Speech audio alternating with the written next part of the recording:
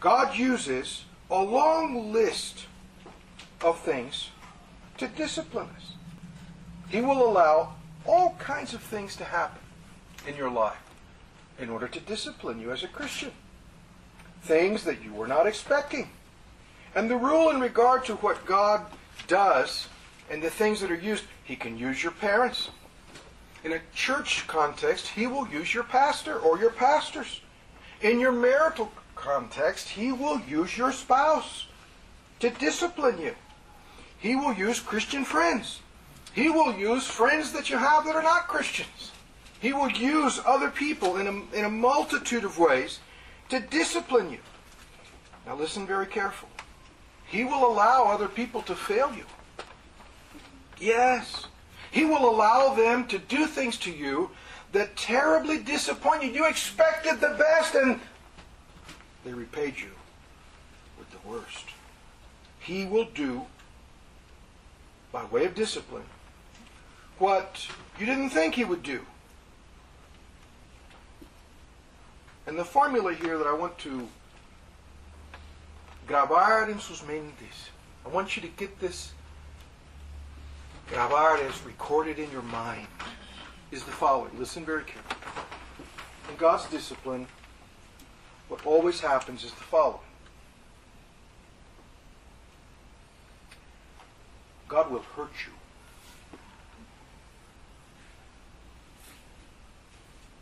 Did you hear me?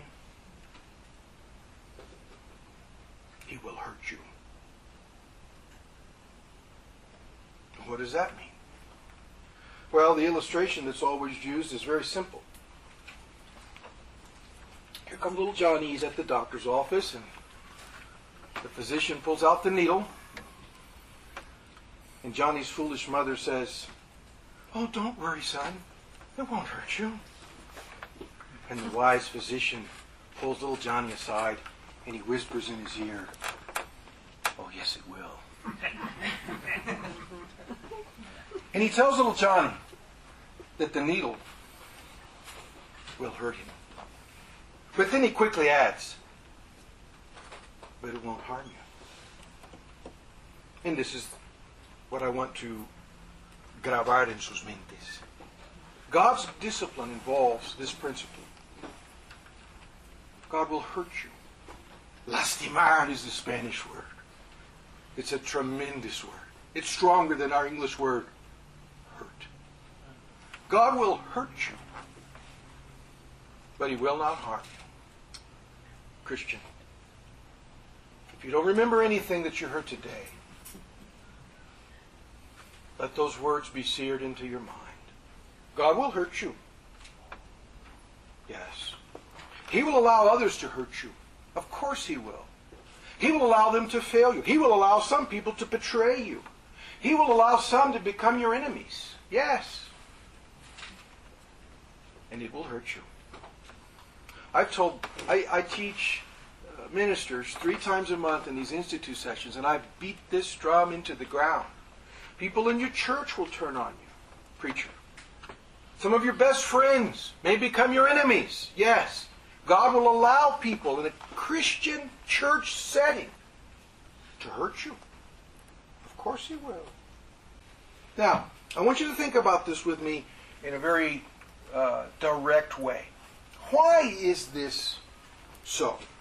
Well, it's because of the great danger of prosperity in the Christian life. The Greek word here is any of you merry. In the old King James rendering, happy. It refers to a satisfied, content state. It's that person that's in their comfort zone.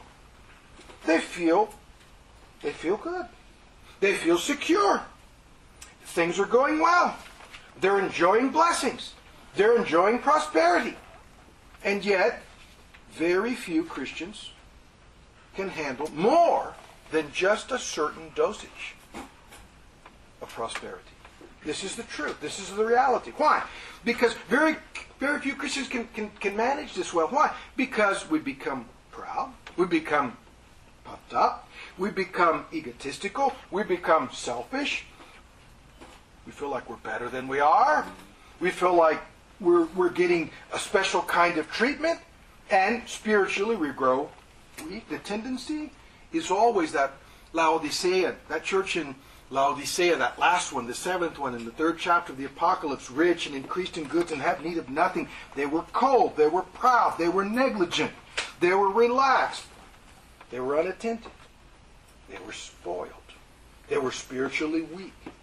And this is what happens in the Christian life. 1 month free of problems. 2 months, everything's going well in the family. Everything great on the job. Everything spiritually mejor que nunca is what we say. Better than ever. And we feel like that old King James word, merry. That's where they got Merry Christmas. Merry. The old English rendering. 3 months. 3 months. No problems. No difficulties. No afflictions. No sickness.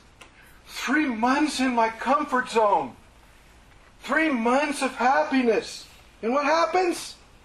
We begin to think and believe that it should always be así. No, it's not always going to be así. No. Why? Because that's not going to help you grow, mature, change. The illustration is so simple. The spoiled child. Everything goes his way. He gets his way. He's in his comfort zone. And the parents are looking at him, and as they realize he's becoming more spoiled than ever. Oh, but he's so happy. Yeah, that won't last. And then the slightest thing that upsets this well-being, the slightest thing that pulls you out of your comfort zone and puts you in your insecurity zone, you begin to think, why this? Why me? And if it moves you into a danger zone, why this and why now? And we begin to feel that it's not fair. But it all comes out in the end to, sooner or later, God owes me. God owes me. Oh, really? Did you tell him that? God owes you? And all these people running around, oh, Christianity's a failure, and why is the world full of problems? Listen, if God dealt with anybody now on the basis of what they deserve, the world would end today